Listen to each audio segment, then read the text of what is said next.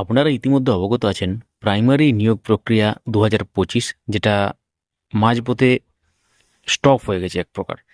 কারণ ইলেকশনের আবহ ছিল এবং 1 এপ্রিল 2026-এ ডাব্লিউবিপি থেকে একটি নোটিশ আসে যে এই প্রক্রিয়াটা এটা কিন্তু পোস্টপোন করা হচ্ছে বা এই ধরনের ব্যাপার।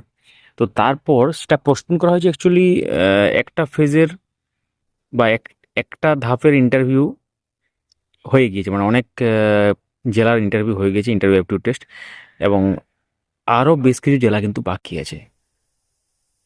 তো এক্ষেত্রে টেট 2022 উত্তীর্ণদের কিছু ক্যান্ডিডেট আজকে মাননীয় শিক্ষামন্ত্রীর সাথে দেখা করেন এবং তারা বলেন যে নিয়োগের ব্যাপার বা রিক্রুটমেন্ট কখন হবে, অনেক আগের থেকে তারা টেট পাস করে আছেন, এই ধরনের কথা বলা হয়। এবং তখন মাননীয় শিক্ষামন্ত্রী আহ, বলেন যে আপনারা যেভাবে চাইছেন সেভাবে হয় না, আপনারা চাইছেন আজ নিয়োগ হোক।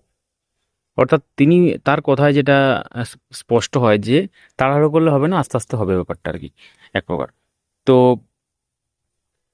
এই মন্তব্য ঘিরে প্রার্থীদের মধ্যে নতুন করে আলোচনা শুরু হয়েছে এবং এখন দেখার বিষয় যে কত তাড়াতাড়ি এই থেমে থাকা নিয়োগ প্রক্রিয়া শুরু হয়। এবং এটা ছাড়াও প্রাইমারি ছাড়াও আরও অন্যান্য ডিপার্টমেন্টে বা অন্যান্য যে নিয়োগ প্রক্রিয়া সেগুলো কিন্তু থেমে আছে। এবং আমরা আশাবাদী যে 1-2 মাসের মধ্যে কিছু একটা আসবে নোটিফিকেশন, এবং প্রাইমারি ক্ষেত্রে যে থেমে থাকা যে ব্যাপারটা আছে বা পোস্টপোন্ড আছে সেটা খুব শীঘ্রই চালু হবে। কারণ এইভাবে তো হবে না, মানে পুরো যে নিয়োগ প্রক্রিয়া 2025 সালের নিয়োগ প্রক্রিয়া 2026-এর শেষ দিকে চলে এসেছে, সেটা যদি না হয় তাহলে জিনিসটা কেমন হচ্ছে। তো খুব শীঘ্রই হবে বলে আমরা আশাবাদী। এখন যতটা তাড়াতাড়ি হয় ততটাই মঙ্গল সবার জন্য। তো এই সংক্রান্ত আপডেট এবং আদার্স রিক্রুটমেন্ট রিলেটেড আপডেট নির্ভুলভাবে পেতে চাইলে অবশ্যই আমাদেরকে সাবস্ক্রাইব করুন যারা ইউটিউব থেকে দেখছেন, এবং যারা ফেসবুক থেকে দেখছেন আমাদের পেজকে ফলো করে রাখুন। কমেন্টে জানাবেন আপনার কোন সালের টেট পাস এবং কোন পর্যায়ে আছেন।